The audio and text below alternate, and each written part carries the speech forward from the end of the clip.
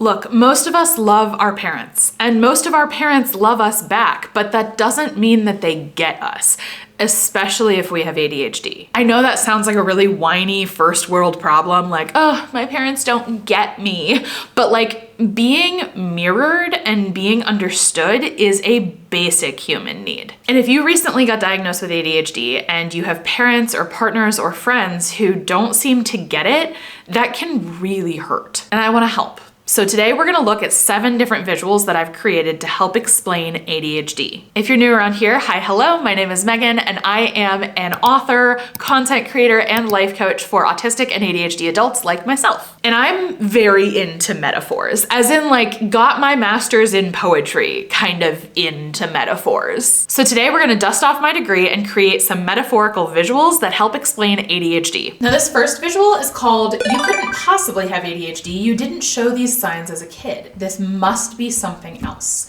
And this is what I would show a parent who is maybe saying things like that. So when you were a kid, this is you, okay? And you had ADHD, whether anyone realized it or not, which means your attention was going every which way, right? Now, back when you were younger, there were lots of like structures and supports in place. So like there was the flow of like school and the routine of going to school every day. Then maybe you had the routine of extracurriculars. And then of course we had, parental support as well, right? So these are like flows of energy that can help guide you in a helpful direction. And this is our like success box, okay? So your ADHD has you ping-ponging in every direction, but like as you go this way, you're gonna get sucked into this flow. And then you get sucked into that flow, and then this one, and then bada bing, bada boom, you've made it to the success box, okay? This is how ADHD children succeed despite having ADHD in a world that is not usually very supportive of ADHD, because as children, we have these supports. Now let's draw your situation as an adult. This is still you, and you still have ADHD, right?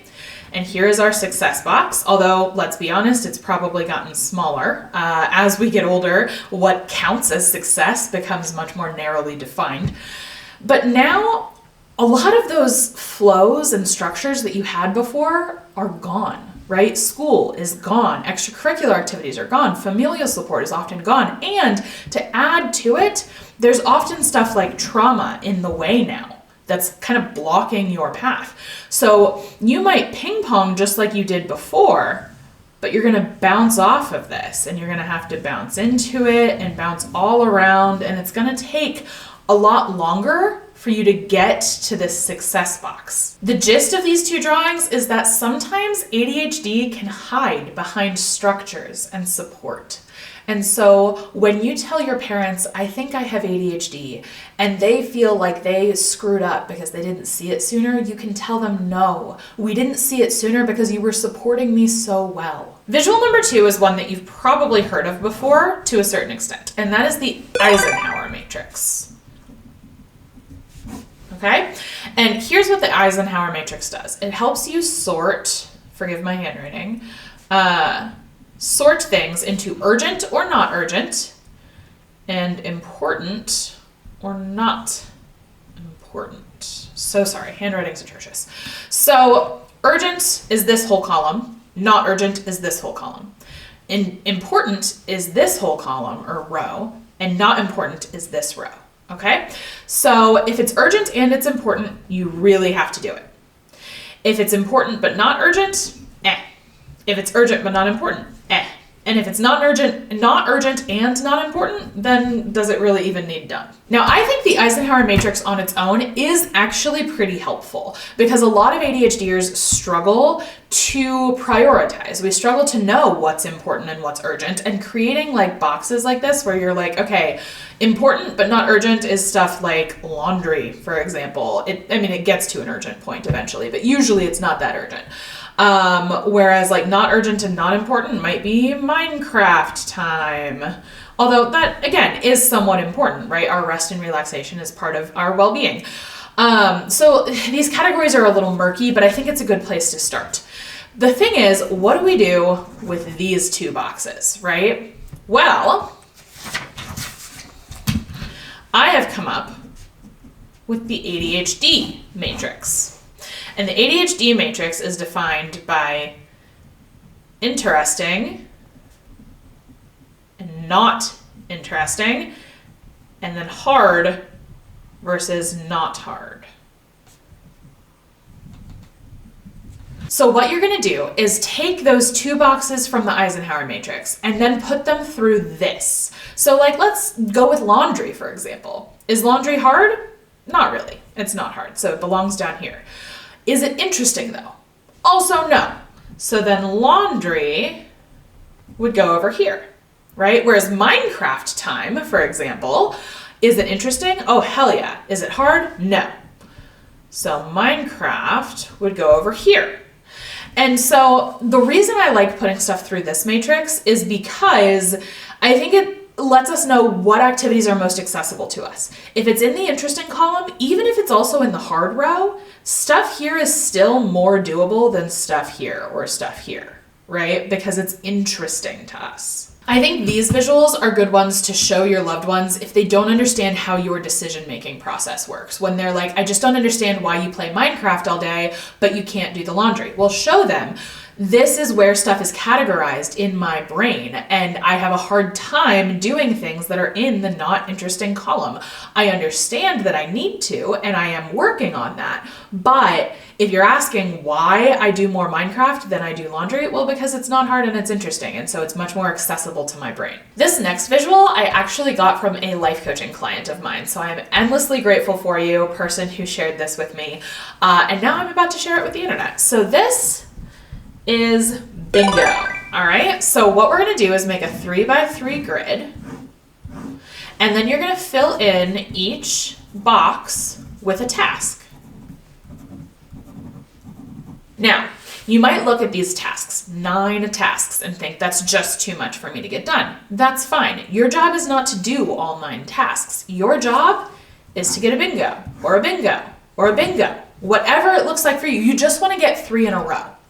This is far and away one of the most helpful productivity tools I have ever used because it introduces an element of agency and choice. One of the hardest parts of to-do lists is that you stare at it, you know you have to do all of it, and it gets overwhelming and you get resentful and you just don't want to even start or can't even start. When you've got options like, how do I want to get bingo today? I guess I could go this way, or I guess I could go this way. I could go for another diagonal. It introduces the element of choice where you are in control of what you're doing, how you're doing it, when you're doing it. And that element of freedom is so important for most ADHDers. Okay, this next visual is a really great way to explain the ADHD relationship with perception and attention. Because those are, first of all, they're different things. Perception is what you perceive, it's what you actually take in, and attention is what you are focusing on. And in the ADHD brain, a lot of things from attention and perception to emotions to all of it functions kind of like light switches. Shit is either on or it is off. So I want to draw a couple scenarios for you. So let's say this is our attention, and this is our perception. So our attention is turned off, but our perception is turned on. This creates distraction. Okay? Again, forgive my handwriting.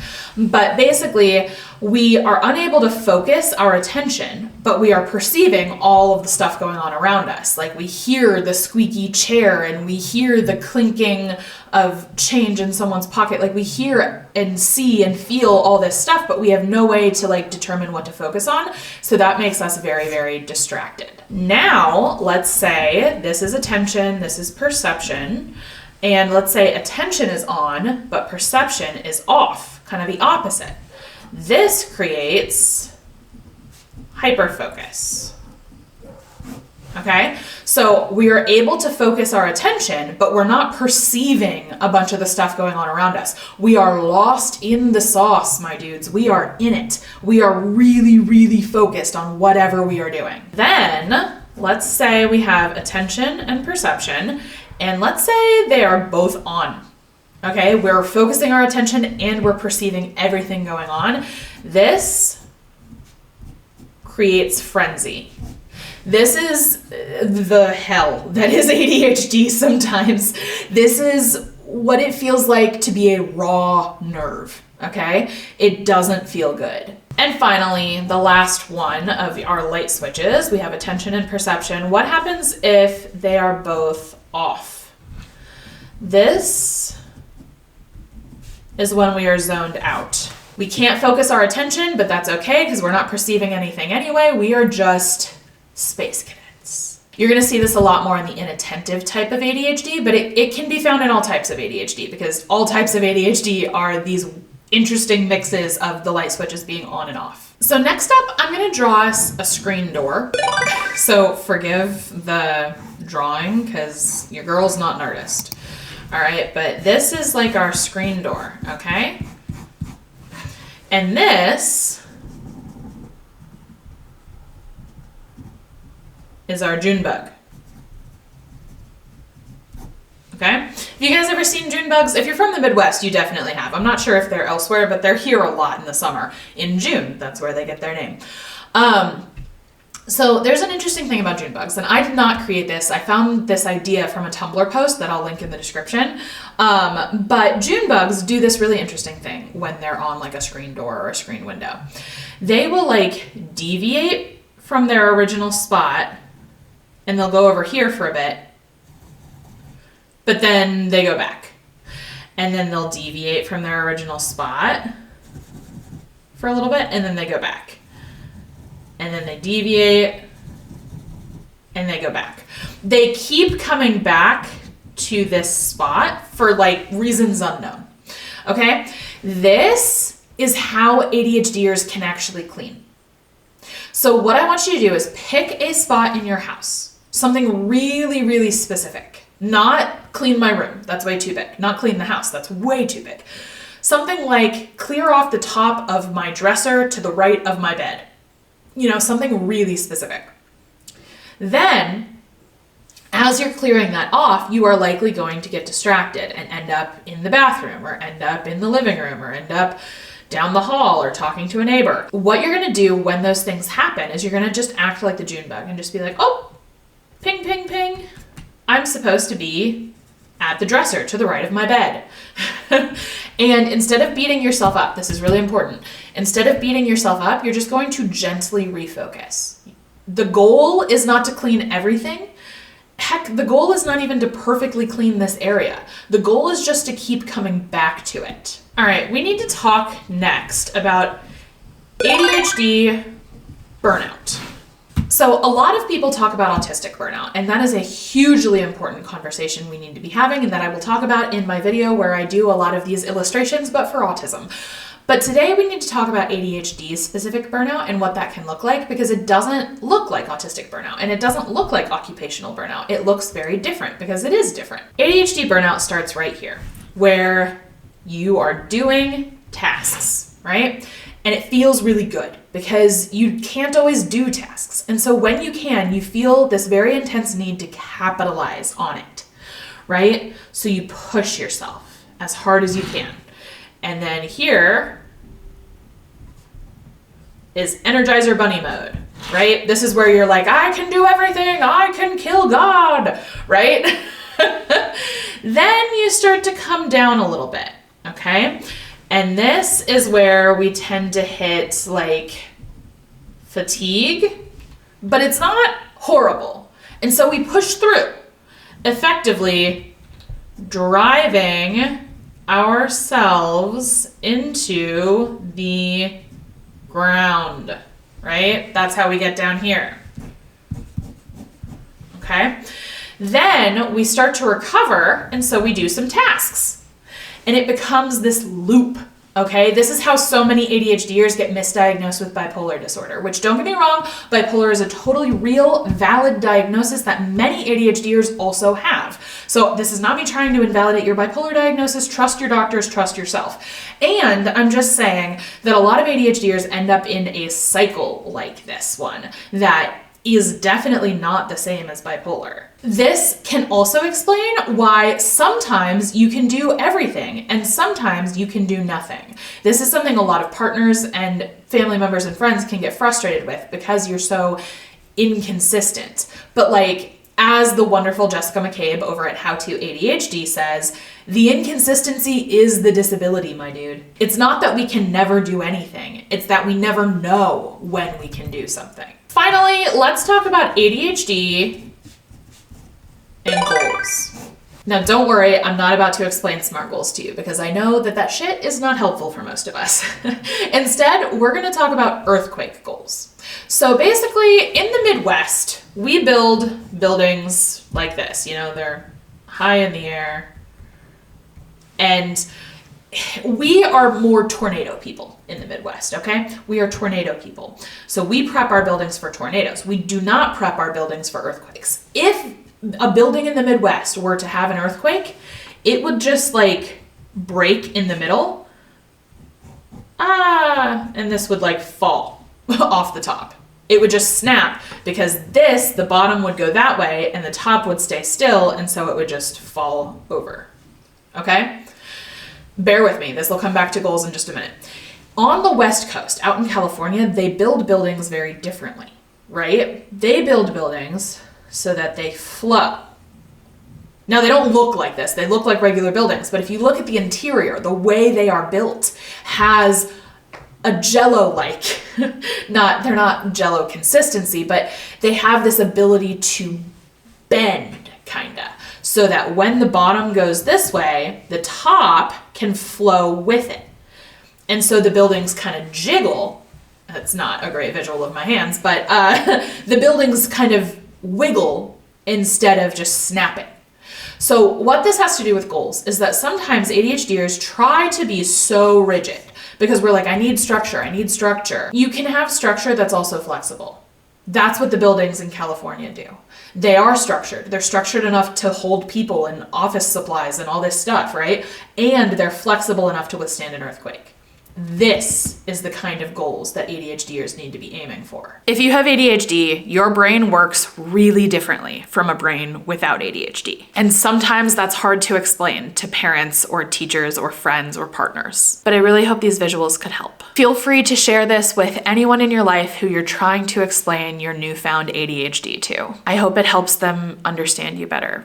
I hope you feel more seen. And I'll see you all next time.